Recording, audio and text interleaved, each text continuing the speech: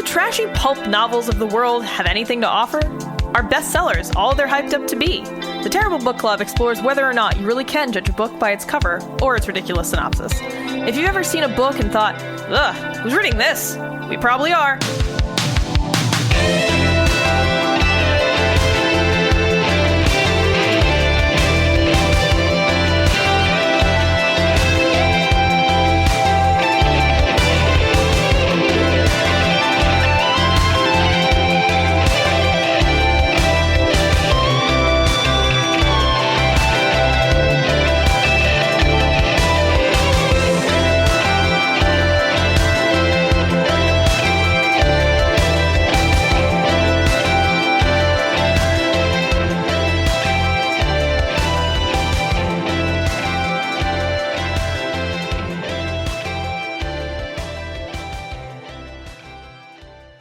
Hello and welcome to episode 102 of the Terrible Book Club. I'm Chris, and this is Paris. Hello. This time we read Ravaged by the Troll King by Whitney Fox. This was a request from our friend Liz. I think this was miscategorized on Amazon for a while and kept showing up in searches for cat tents. Perhaps that's how she found it. That's my guess.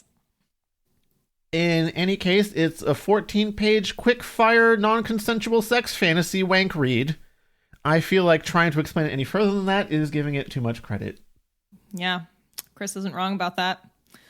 Well, Happy New Year, listeners. This is the first episode of Season 6 of the Terrible Book Club. And we're only doing 14 pages. We're going to expand slowly as the year goes out from here, but starting with 14 only. If this is your first time listening to the Terrible Book Club, what we do here on this show is we read books that we assume will be bad, and we make this assumption based on their cover, title, summary, or some combination of those three. But sometimes, like today, we will also read books that our patrons, listeners, or friends recommend. In general, though, we do the opposite of what most people do when you're looking for something to read in a bookstore or if you're browsing on the internet. And usually this experiment results in a disappointing read, but once in a while we end up liking the book. Today, aside from our usual barnyard language, we've got graphic sex descriptions and, unfortunately, the return of sexual assault. So sorry, folks. We had a nice break. We had a nice break there. We picked this one for the start of the year, maybe because it was 14 pages, and that helps it with fit into our marathon recording session that we're doing the week of Thanksgiving here. Yes, but you revealed the secret. That we are from. You said it last time. It's not a secret. Which isn't scary because it's already happened. Who knows what happens in December? Oh, Chris. When the aliens come. I mean, we've already found the aliens. They're in the desert in that monolith. Yeah, that's true. Hey, I wonder if while you're listening to this, they've already taken over. Maybe in January. I welcome the desert monolith overlords. Anyway, the summary for Ravaged by the Troll King by Whitney Fox is thus. Emmia, a beautiful half-breed princess in the kingdom of Fallon, has become a bargaining chip between her father and his enemies. Only one thing will stop the impending violent attacks by the trolls. The Troll King wants one night alone with the princess. This is a 3,500-word hardcore erotic novel. It includes rough sex, choking, anal sex, oral, cream pies, and more. 18 plus only. I don't even think it had more, Paris. I don't think it had more either. I think that more was the lie. I think that was everything. All right, Chris, I'm gonna let you start because you're pretty fired up about this. So go ahead. All right. Well, I mean, you pretty much covered most of the characters that appear in this book. There's Emmia, the protagonist of all 14 pages. There is the king, just her dad. I don't even think he gets a name. Yeah, I don't know. There wasn't much in this book, but that's the good thing. I can just check. I didn't bother to try to remember if he had a name, because guess what? It wasn't important. One person that is named is Hode, Emmia's servant friend who wants to be a blacksmith. That's the little crumb of backstory that you're going to get served at any... There's more, but continue. I'll talk about my point in a few. Go ahead. There is just the Troll King, unnamed, and then Emmia's off-screen brothers, who are there and make fun of her or something and have orgies in their rooms, but that's it. That's the only other piece of backstory that I found in this book. And I guess I'll do our summary because, like we've started doing here, we wanted to make sure, you guys weren't lost as you were listening to us have, lengthy discussions about books, trying to figure out, what happened in this story. Yeah, what the fuck are they talking about? Yeah. So, all right, here's your context, guys. You ready? Emiya is given to the Troll King so he won't attack the kingdom. There is a sex scene. Then he throws her over the fucking castle walls. The end. That's the things that happen. She then recovers from her sex injuries.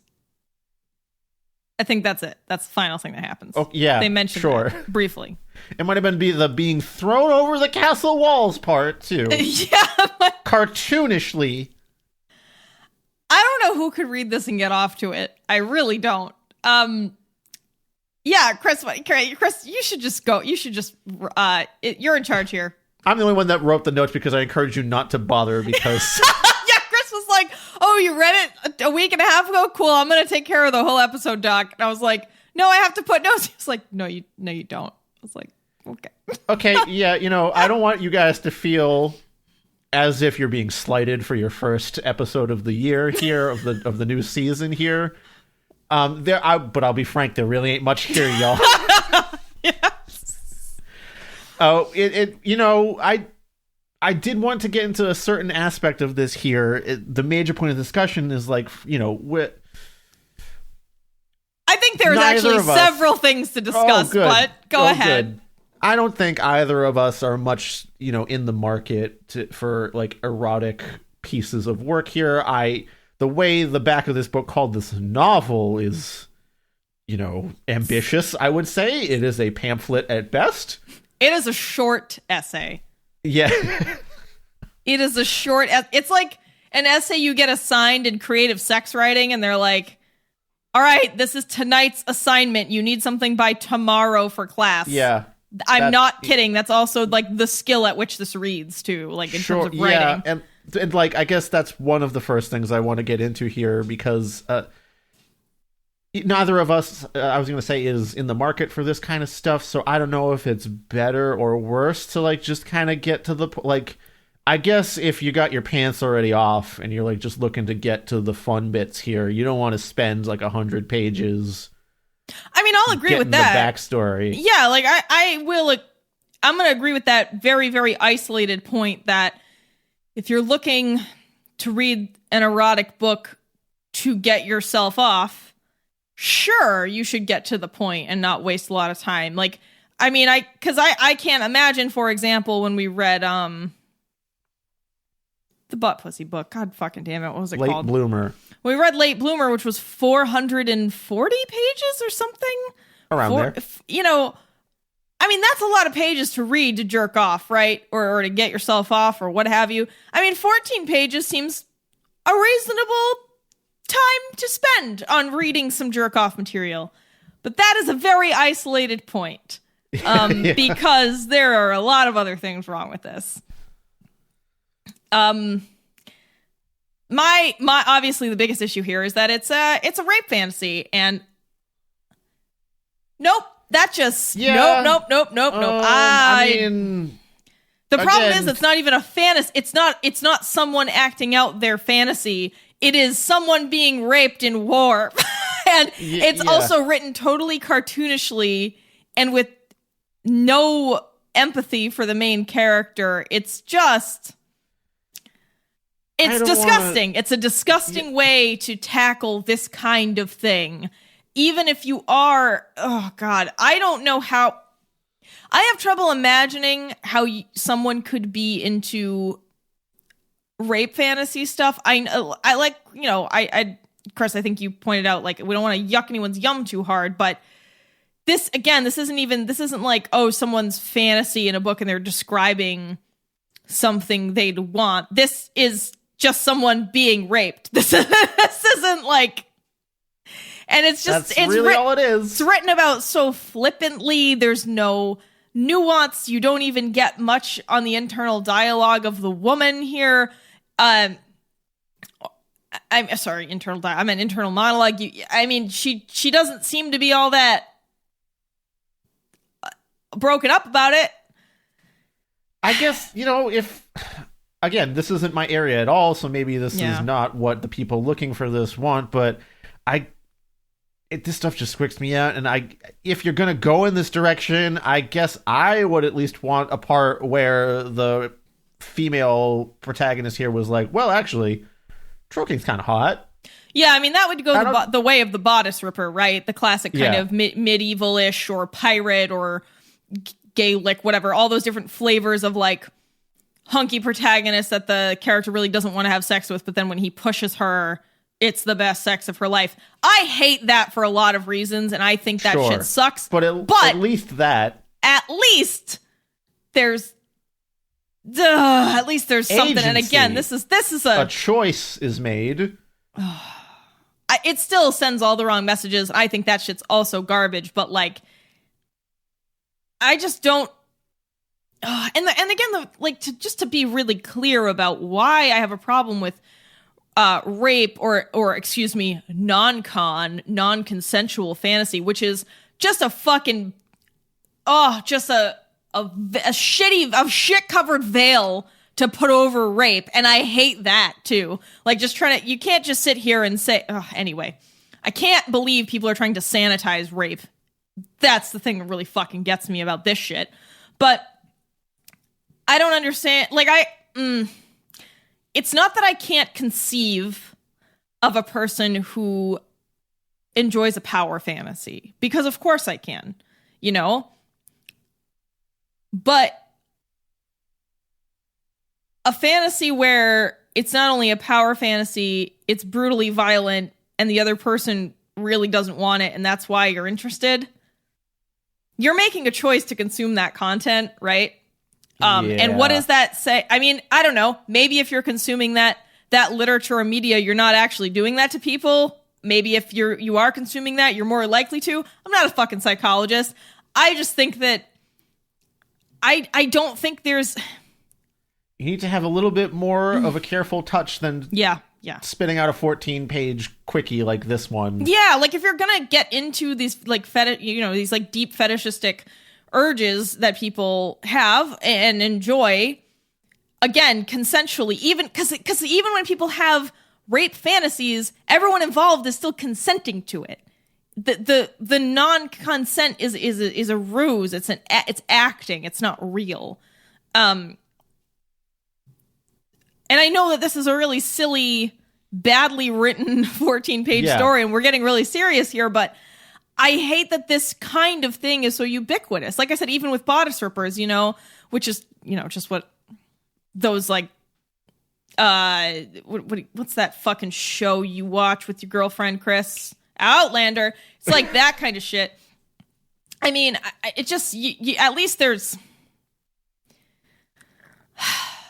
at least you're trying to build a story, and it's not just like, hey, look at this absurd thing. This kind of segues into my only other point I have about this thing, which is, this is a product that we spent money on, that this person is selling. Yeah, and it doesn't need to exist. There's already so many things like this. What is this adding to the world? Let's take a devil's advocate stance just for a minute here and say, like, okay, this person spent some time writing this thing, put it out into a public space. Define time. That's what I mean. Like, 30 minutes. Should they be allowed to charge for their work, even if it's not that much work? There's plenty of free, erotic short story sites out there that have, I'm sure, similar stuff out there. But, you live in a capitalist society. Your time is money. You know people are into this because assumedly people are buying it, judging by the fact that this is an author that has continued to put stuff out and is still putting stuff out. Someone must be encouraging her to continue doing so. I mean, I guess if you're only writing 14 pages at a time, it could totally be a side hobby. Oh, Lord. I basically, the point I'm getting to here is, what is the line for, let's not argue about, should you write this kind of thing to begin with? Let's just how about, at what point do you start charging people for it? Where is it, because, I can conscionable to do so? Right, I can see writing this just to get it out of your system, right? We talk about that all the time. Making art for yourself, no matter how terrible, has a lot of benefits. maybe Whitney Fox she just got to work through some stuff right now, you know, like, and that's fine. But but should you then take that and market it to other people for $2.99? No, like I don't think this should not be $2.99. This shouldn't cost anything. I don't. Yeah, this should be like a free thing you can stumble upon on like a sexy story website. That, she could workshop into something later. Yeah. Yeah, you know what? Yeah, like this could have been a free chapter of a full work. That would have been fine as like a teaser, you know, to get you into her stuff. I will say though, it says Whitney Fox is a recent graduate of the UCLA School of Theater, Film, and Television, so she got bills to pay, Chris. You know, and if she has to write troll rape erotica, that's just the fucking capitalist shithole we live in, right? That's what I mean. Like, is that acceptable then? Because, like, you know, she's got to pay these student loan bills somehow, and some weirdo spent $4 before on her 20-page, novel over here. You know what? Actually, I would like to take this opportunity to read some of the other titles that. Do you think she's real or is she fake?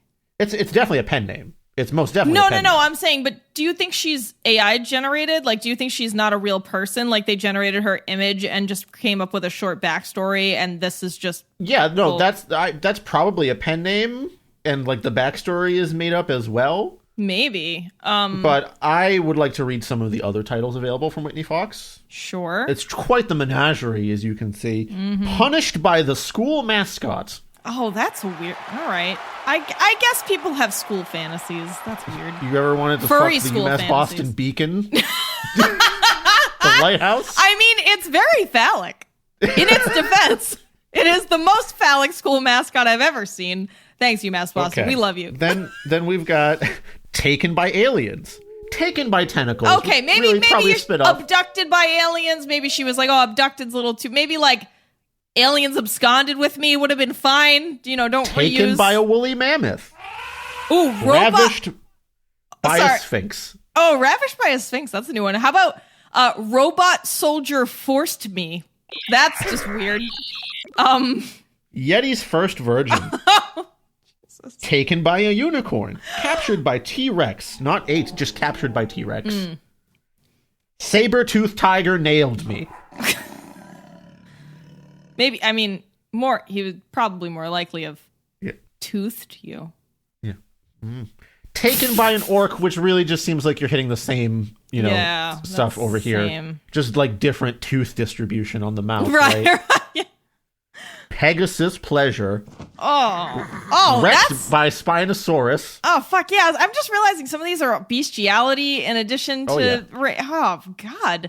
And finally, Taken by Dinosaurs 3-book collection, volume 2. I don't know what happened in volume 1. Oh man, 3 books. What is that? 50 pages? Fuck. I know. Wow. So I wonder though, like, is this a Chuck Tingle situation? I guess is the question I'm getting at. Yeah, most definitely. It's like a worse Chuck Tingle. Yeah, is this someone who's like, Whitney Fox is not even real? Her image is AI generated. We have those like people generators now.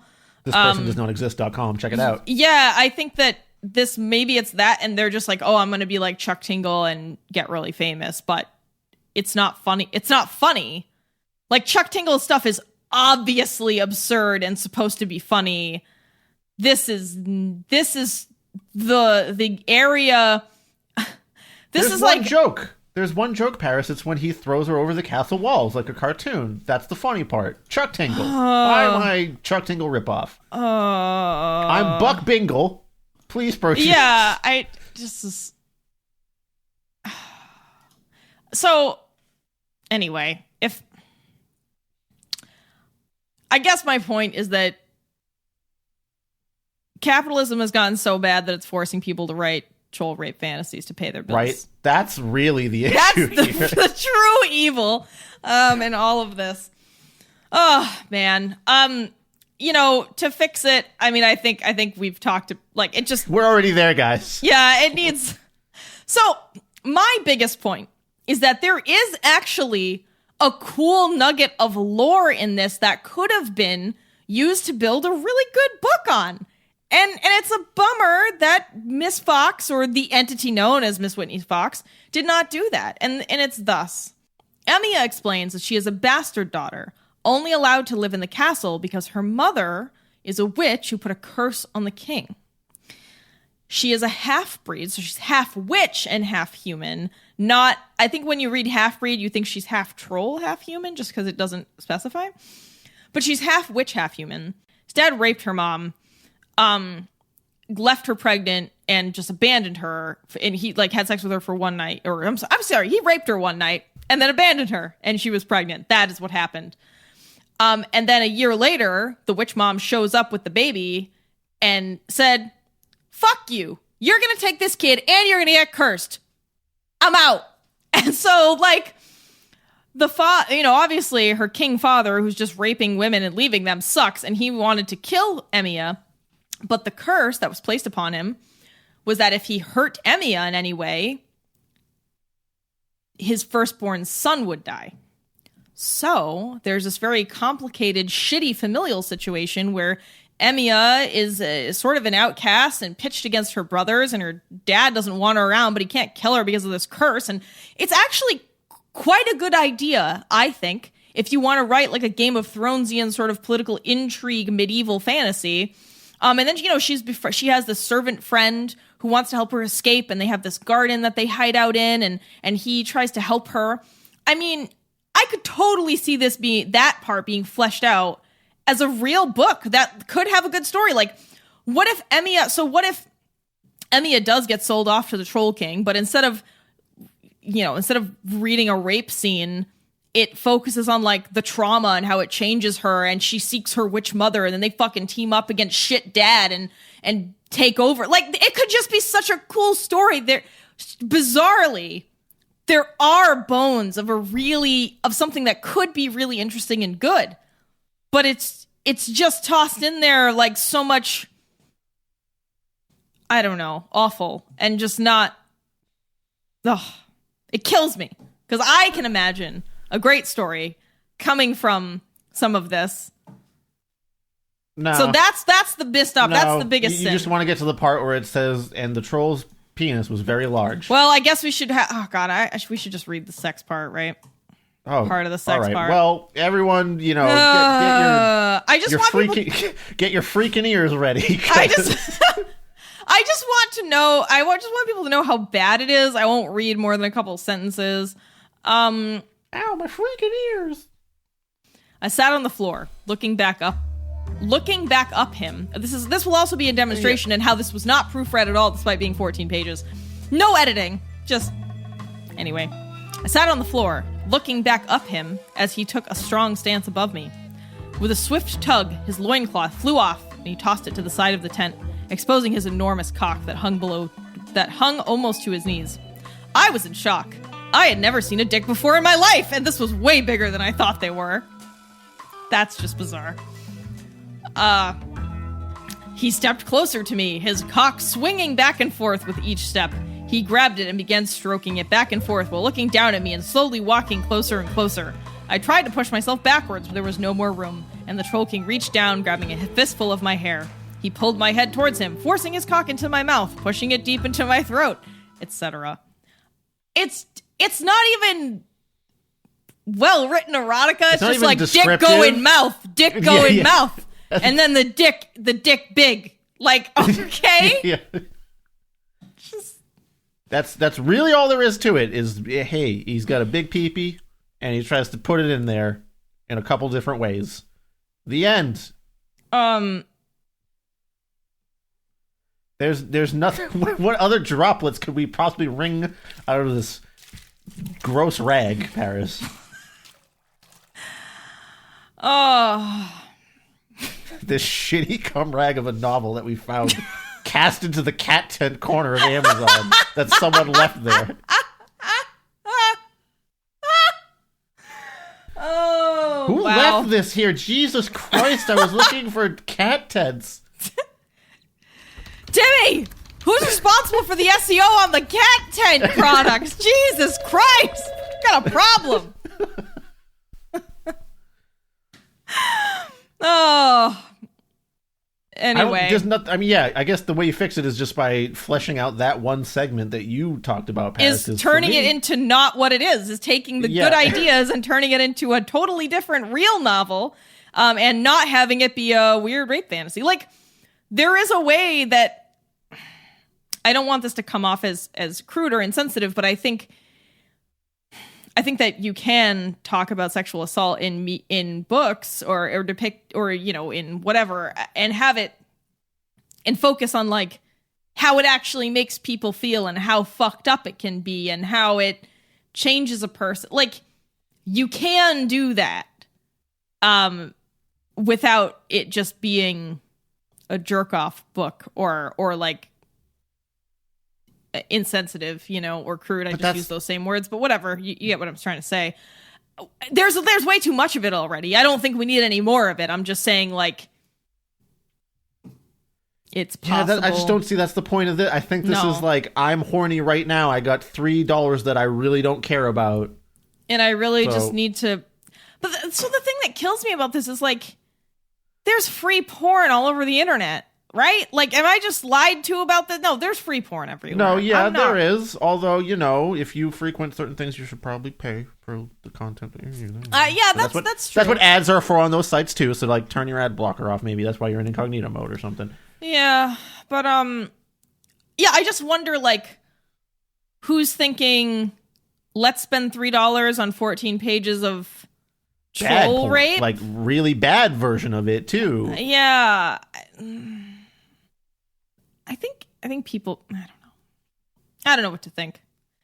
This doesn't need to exist. I'm just going to say this is something that doesn't need to exist for a variety of reasons. We don't need to encourage rape fantasies. We don't need 14 pages of a crappy essay that's unedited being touted as a book and having people buy it for $2.99. Just so much of this just doesn't need to exist. And again, like, the author had this good idea and then just fucking stepped on it instead of using it to write something good. Well, bummer. That's all there is to this book, Paris. Yeah, that's it. That's Ravaged by the Troll King. Okay. So guess what? Special treat we gotta fill in a little bit of space here. You know, half-an-hour episodes are just a little bit too short for this podcast. So I went and dug up an old favorite of ours. I don't know if the listeners are into this as much as we are, Paris. But they are. Once in a while, they're into it. They're into it. We like to play a game. I haven't really named it because I don't think it, you know, whatever. It's the fake book title game, Paris. I've created an assortment of books in categories. 5 rounds. Oh, yes. I got to guess the book. Guess which one is, guess which book is real. We didn't title this game. Nope, it's just the fake book title game. To all right, this is so fun. I am terrible at this, so this is exciting because it'll be fun for listeners. So this is 5 rounds. There are 5 categories. Okay. 5 books in each category. Okay. One of them is a title and author that I made up. I would like to thank my partner Rebecca for her help in organizing some of these ideas and giving me both a test run, and B, some books from her actual bookshelf that belong in certain categories here. Oh, that's fun. Thanks, Rebecca. Woo. Now, as an extra wrinkle here, I've added a second layer here. Not a huge one, but it's something. The fake book amongst the 5 will segue somewhat thematically into the category of the next round, essentially. It's not always going to be a direct thing, but like just vaguely it will point towards the category of things that we will be discussing in the round after. All right. You're fucking starting me off in season 6 with a bang here. I got to really work for my laughs. Okay. I would like to report that Rebecca played this game with me and only got 1 out of 5, despite one of the categories being made up of 3 books that were on her bookshelf. Wow, you're really good about this one. Feeling good, Chris, about this one. It's like you've become the arch nemesis of the Page Master. Yes. The anti-Page Master. 'Tis I. Chris. Okay, are you ready, Paris? Actually, I need to get more comfortable. Okay, yeah, you're really going to want to dig in for this. Yeah, I gotta really get my feet up, get all situated. Ready sounds. Yeah, that's my getting ready sound. Okay. All right. Category 1. All right. Round 1 is lesbian fiction. This was originally lesbian pulp fiction, but I didn't want to, quibble too much about what the word pulp means, so I just expanded it into general lesbian fiction here. Okay. Now, I have not prepared any, read the summaries here, so you're just going by title and author here. Oh, okay. There are some categories in which I will explain sort of what's going on behind here, but for this one, it's just title and author here. Lesbian fiction. Okay. Lesbian fiction. Your choices are Odd Girl Out by Anne Bannon. Okay. Take a Lesbian to Lunch by Mary Jane Meeker. Okay. No Adam for Eve by Marion Zimmer under the pen name John Dexter. Venus Libertia by Sarah Weaver. And Oranges Are Not the Only Fruit by Jeanette Winterson. Now, you may ask me to repeat any of these at any point, and I would like your reasoning for why you chose a certain book as the fake one. Okay. It does not have to be strong reasoning. Last one's about fruit. There's one about lunch. There's an Adam and Eve one. There's an Odd Girl Out. There's a... Yeah, could you repeat those to me, but backwards? Like in reverse order, I should say. Oranges Are Not the Only Fruit by Jeanette Winterson. Venus Libertia by Sarah Weaver. No Adam for Eve by Marion Zimmer under the pen name John Dexter. Take a Lesbian to Lunch by Mary Jane Meeker. And Odd Girl Out by Anne Bannon.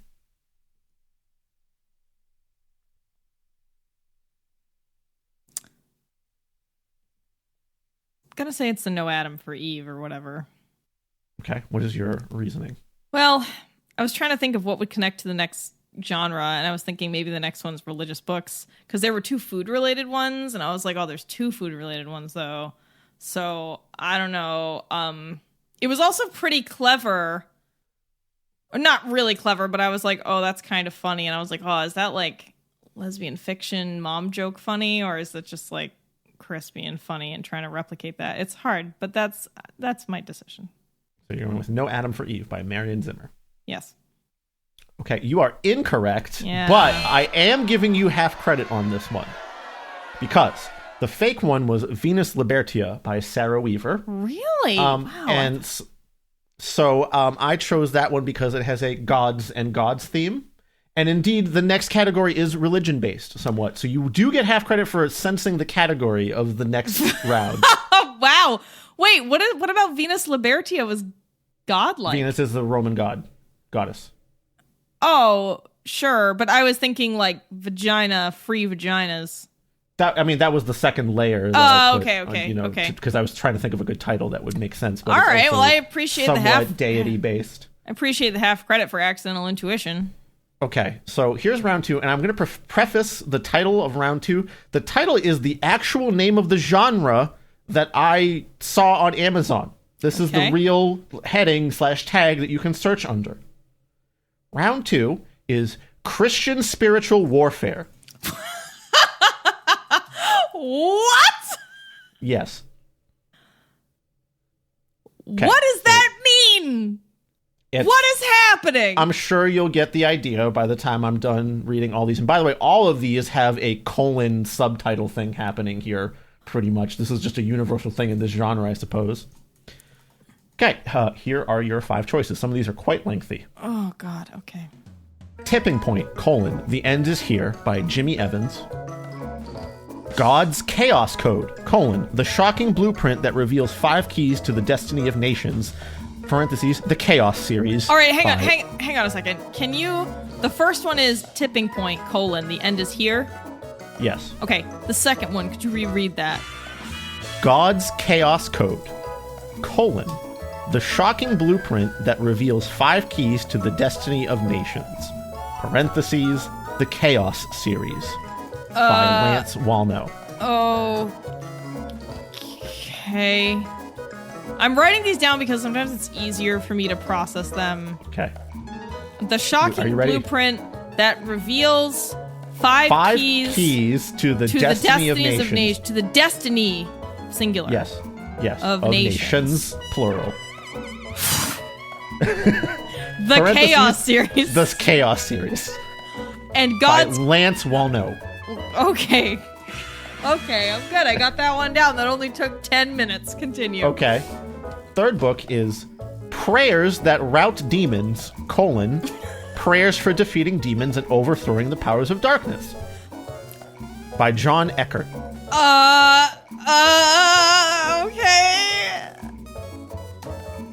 Okay, are you ready for number 4? I am. Praying Things into Existence, How to Pray Things into Existence. Parentheses. Hang on. Go ahead. Parentheses, Uncommon Results, Book 3. By Francis Jonah. If that's real, we have to read it. I told you, Paris, that I was going to be finding things that you're going to demand to be put on the schedule this year. Fuck. Yes. And finally, Modern Paladin, Rules for the Modern Spiritual Soldier by David Porter. Fuck. This is... There you go. There's your tableau, Paris. This is incredible. I did good work on this one, I feel. You really did. I can't decide if it's the first one because it's a simple... It's simple, or if it's one of the ones that are just ridiculous. All right, I'm going to say that it's Prayers That Rout Demons, Prayers for Defeating Demons and Overthrowing the Powers of Darkness. What is your reasoning?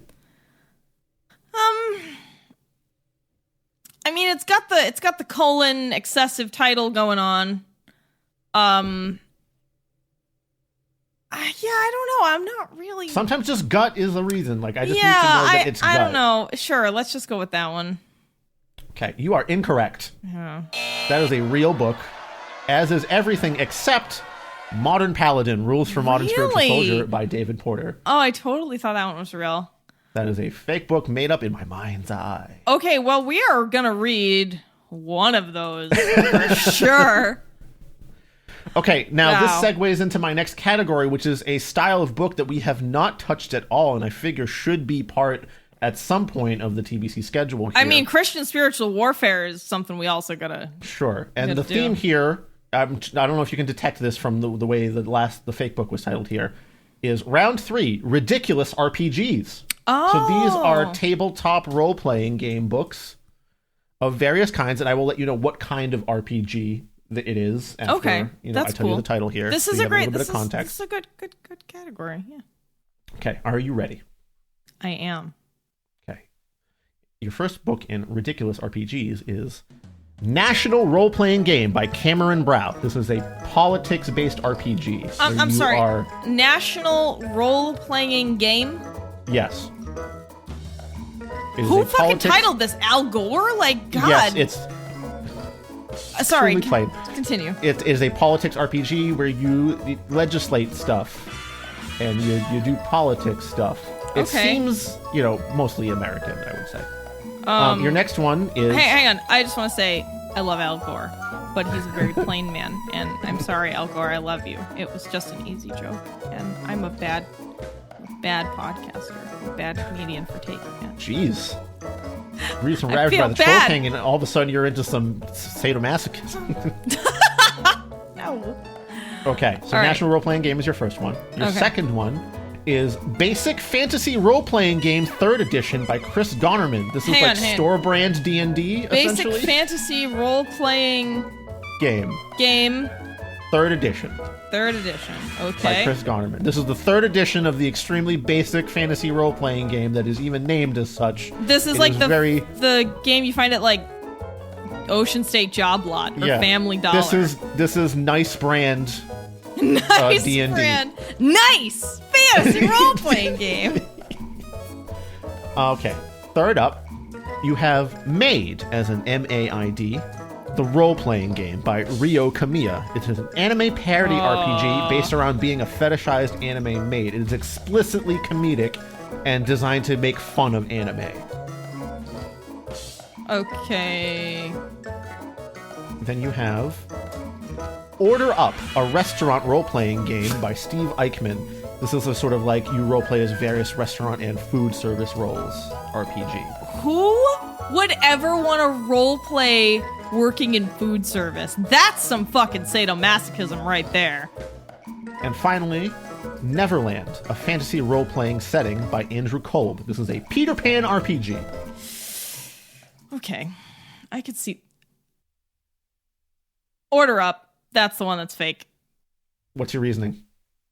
I just hope that no one would be insane enough to think that pretending to work in food service is fun for anyone. Paris, you are correct. You have found the fake book. Fuck me. Thank God. Oh, I was so concerned that someone actually made that. God. We definitely have to do some kind of tabletop RPG book this season, I think. Though, we just should. for like a change of pace.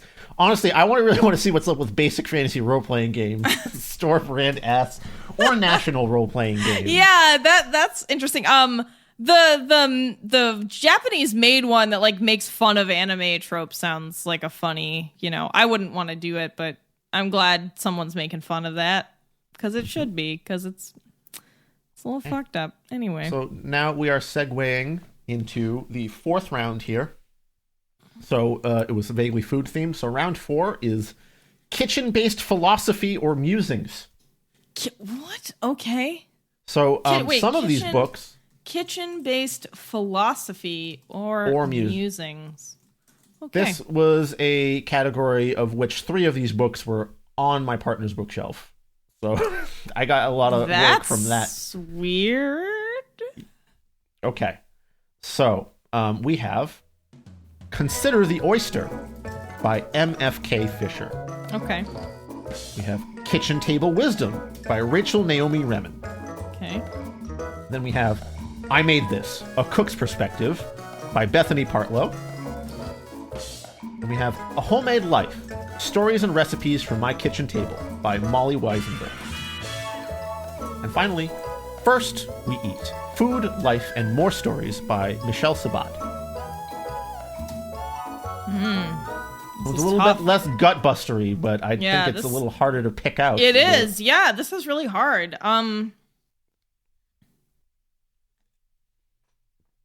will give you bonus points if you can tell me not only the fake book, but which 3 were on Rebecca's bookshelf. Oh, God. Okay. I think Kitchen Table Wisdom is fake. Okay. What's your reasoning? The author name. It sounds kind of like Rebecca and Ramen, so it made me think that you made it up. Okay. Can you please tell me which books are on her bookshelf? Consider the Oyster. Mm-hmm. First We Eat. Mm-hmm. And I Made This. Okay. Paris, you are incorrect. The fake book is I Made This, A Cook's Perspective by Bethany Partlow. Okay. The 3 books on Rebecca's bookshelf are Consider the Oyster, Kitchen Table Wisdom, and A Homemade Life. Oh, okay. I was pretty wrong about all of that. All right. Fuck me. It was a tough category. But this segues into my final round here, round 5, badly titled memoirs. I was going to... No, we have done. Okay. We've done all memoirs. Right. Yeah.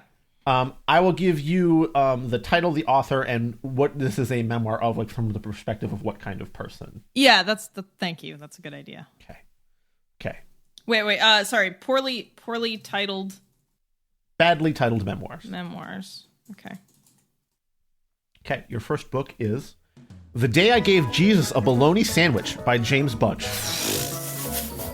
which is the sort of the chronicling of a born-again black man in America. I'm sorry. The Day I Gave Jesus a Bologna Sandwich. Yes, by James Budge. Okay. Next up is It's What I Do by Lindsay Addario. Okay. What who is a Addario war do? photographer. A what? She is a war photographer. A war photographer. Okay. Okay. And then you have Shoe Dog by Phil Knight. He is the founder of Nike. Oh. Okay. And then you have Froggin' It by Danny Madner, who is a New Orleans musician. Okay. And finally, The Ground Kisser by Than Duong Boyer and Lisa Worthy Smith. This is the chronicling of the daughter of a formerly wealthy Vietnamese family. Okay. I think that one is definitely real. What's your reasoning there? Because I wouldn't bother to come up with a Vietnamese name. No, yeah, but also just the ground kisser sound. I actually don't think that's a poorly titled memoir. I think I did have to do quite a bit of digging to like fill out this category. Yeah, I mean, it sounds like, not to stereotype, but it does sound like a phrase that one would say in another country. You know, I can't imagine it being an American saying, but if you told me it was Russian or Korean or Vietnamese, I'd be like, yeah, man, that sounds right. The ground kisser. I don't know. That sounds real to me. I want The Day I Gave Jesus a Bologna Sandwich to be real, just because it's, I don't know. I think it's kind of a compelling title. I think I maybe should have said badly titled and more just like weirdly titled. Yeah, weirdly titled. Frog in it. I don't know what frogs have to do with being a musician. Swamp stuff. New Orleans. Oh, New Orleans, right. Shoe Dog. That's just unfortunate.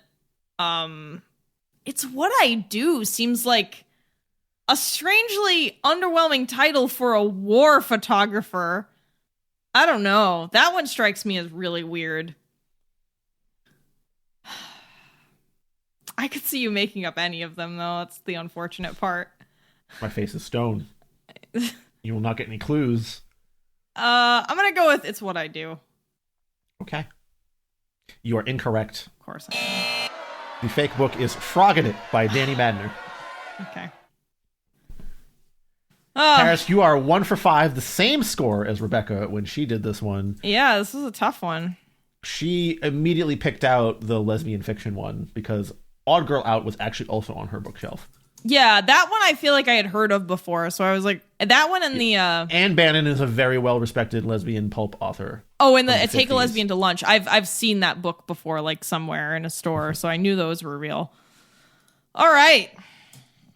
Paris. Well, I suck at this. Congratulations on getting through another fake book title game. If you want more of these games happening, go ahead and send me category ideas and along with a couple titles to get me started in a particular, genre or style of something, just something weird to sort of dig into. And then you'll probably see more repeats of this in shorter episodes. But for now, congratulations, Paris, on getting 1 for 5. Yeah, wow. Man, season 6 is off to a bad start. Really. I'm usually really bad at the Power Rangers monster or weed strain game. Mm-hmm. I can at least usually get a couple of the fake book titles right, but man, today was rough.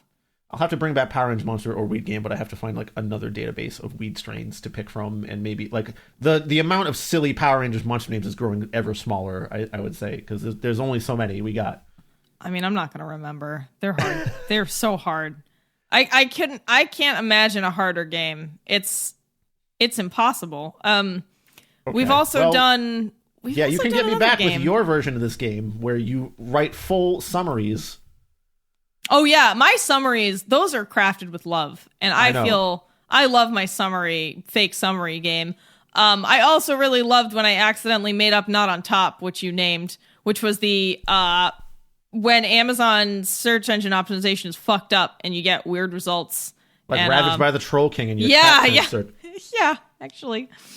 I guess any other ideas for games or like things that fit into these things, go ahead and send them our way. Yeah. I guess that's it for episode 1 of season 6. We hope you enjoyed it. We will be do we want to tell people we're reading? Whatever, they can wait. They'll find out. Well, patrons now have a renewed opportunity. Yeah, to select patrons. a book. Patrons, it's a new year. If you are in the grandfathered exacting editors, not the current exacting editors, but if you're in the grandfathered exacting editors category, or if you are one of our loathsome librarians or retired librarians, you have another full year to make us read a book. So please get your suggestions in early so that we can make sure our schedule makes sense. If all 18 patrons request, or not 18, if all a couple of those people are lower. Anyway, if we have all, I don't know, I think there's like maybe 12 people or more, maybe 15 eligible to force us to read a book. That's going to take up, over half of our schedule for the year. So I think it's really fun when we read recommendations from patrons, or if we dig out an old recommendation from a friend or a listener like today. I feel like for some reason those are more fun to me than the ones we stumble upon. But I don't know. I'm doing a good service. You know what, Chris? I'm really looking forward to Christian spiritual warfare, though. Like, true. That seems like we're gonna have a time. Can I add to the fact that the one that was called God's Chaos Code has a picture of Trump prominently featured on the front? Because obviously, that's weird. Like the next book in the Chaos series is God's Chaos Candidate. So Wow.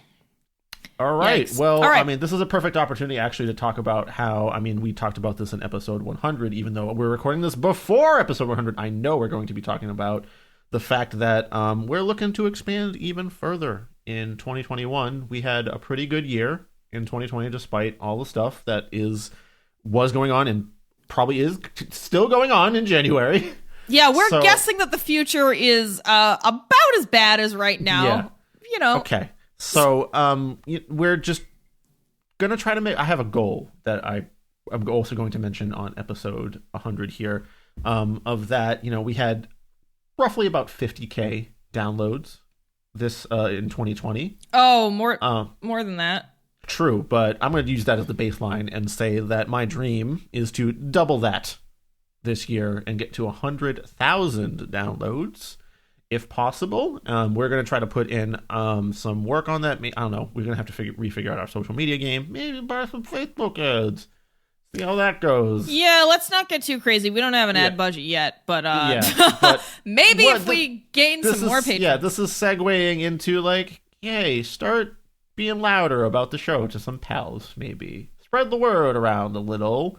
Help the dream come true. Well, Chris, your wish isn't real, though, because you didn't finish an entire bowl of ramen before you made your wish. That's true. I have to go get some DIY Yume Wakatare and bring it home and make it, and then I can make my wish. Remind us what Yume Wakatare means. That is Share Your Dreams. It is the title or name of not a ramen restaurant, but a dream workshop in Cambridge. Yes, a dream workshop, and their dreams work through you eating giant bowls of ramen. It's my ramen cult. It is Chris's ramen cult. He loves it. And I think it's pretty cool, though, that they tell you that if you finish your bowl, you're supposed to stand up and share your dream. So you don't have to. Well, you can. I searched Yume Wakatari on YouTube the other day because I was curious, and I got to that insider food video that I'm in, actually, at that restaurant. Oh, yeah. And all the comments under it were fucking curmudgeons saying, I just want to eat my ramen in peace. Guess I'm not going there. Ugh. You don't have to share, first of all, and second of all, fucking put headphones in. Yeah, if you don't want to be bothered, it's that simple. It's fine. It's fine. You don't have to stop eating even when people are sharing their dreams. It's you're not forced to, but come on, lighten up. I know. I'm a massive introvert and I can still do it. Yeah, I mean, I can be a curmudgeon about things, but I feel like when you have the power to lessen your own curmudgeonness, for example, like just putting in earbuds, I don't need to be a curmudgeon about something. I have the power to change it. Mm-hmm. I'm a curmudgeon when I can't change it. That's when I get annoyed. But anyhow. Last year was fucking excellent, and we're hoping that 2021 is even more excellent. We hope, speaking of being excellent, we hope you are all still being excellent to yourselves and to each other. And we'll see you in 2 weeks for episode 103. Thank those patrons first. God. Oh yeah, people that I just got can't run out of here just yet, Paris. We're really grateful for. I just sometimes forget that I always do it. All right, well, thank you. For a change of pace, let's read these backward. Thank you, patrons, in reverse this time. Thank you, CTAP1, Luchek J again, Scott, Original J, Martin, Kieran, Elliot, Mayo Cat, Jensina, Bobby Blackcat, Yakub, Sinya, Lynn, D, Veronica, Will, Greg, and Dari. Thank you all for your just outstanding support of the show. We really appreciate you, and we are truly blessed. Yeah, Tereblo has sprinkled blessings upon us this year, for sure. If you also want to help support the show, you can do what Chris said and just tell some people about it, share links, what have you. You can also become a patron if you're not already. You can subscribe and follow us on YouTube, Facebook, Instagram, or Goodreads, or you can send an email to terriblebookclub@gmail.com. You can also send us instant messages or direct messages on Instagram, Facebook, Goodreads, I'm sure some other place that I'm forgetting. Twitter. We're on Twitter. Well, if you got nothing more to say about Troll King or fake books or thanking our patrons, Paris, I think that'll be it for now. Oh, yeah. Thanks to Liz for recommending this like a year and a half ago. Finally. She still has Ravaged by the Troll King at the front of her mind. Oh, yeah. I'm sure. All righty then, Paris. I'll see you for the rest of 2021. Bye, what Chris. adventures await us? Goodbye. Bye, Chris. Bye.